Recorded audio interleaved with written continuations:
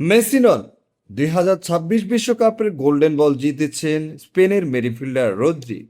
আর এই ঘোষণার পর থেকে ফুটবল বিশ্বে শুরু হয়েছে তুমুল বিতর্ক। প্রশ্ন একটাই, ফিফা কি সঠিক সিদ্ধান্ত নিয়েছে? পুরো টুর্নামেন্ট লিওনেল মেসি ছিলেন আর্জেন্টিনার সবচেয়ে বড় ভরসা।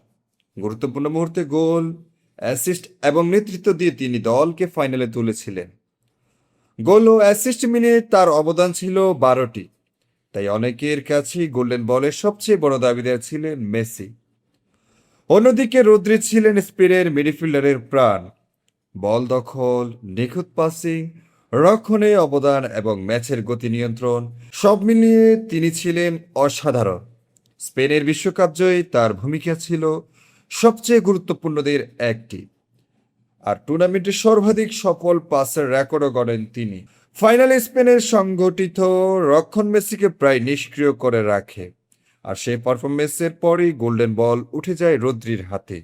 তবে বিতর্ক এখনো থামেনি। এক পক্ষ বলছে দলের সাফল্যের সবচেয়ে বড় প্রভাব রাখায় রদ্রি এই পুরস্কারের যোগ্য। অন্য পক্ষের দাবি মেসির ব্যক্তিগত পারফরমেন্স ও নেতৃত্বে মূল্যায়ন হলে গোল্ডেন বল তারই প্রাপ্য ছিল। আপনার মতে ফিফার সিদ্ধান্ত কি সঠিক ছিল, নাকি গোল্ডেন বল পাওয়া উচিত ছিল লিওনেল মেসির? কমেন্টে আপনার মতামত জানান।